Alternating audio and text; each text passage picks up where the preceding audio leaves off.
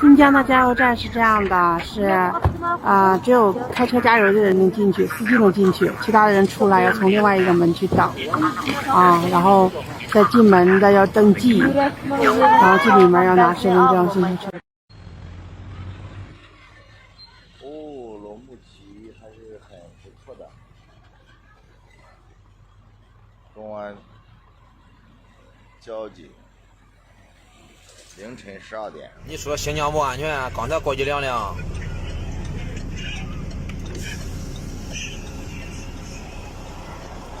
那后边还有警车。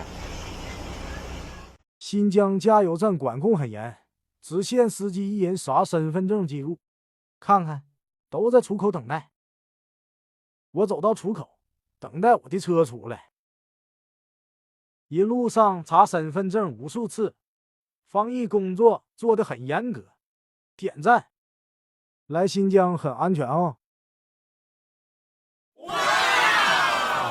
新疆现在的治安防范，3分钟之内各个店铺都拿着这个东西出来了，集合现在这演习。没有共产党，就没有新中国。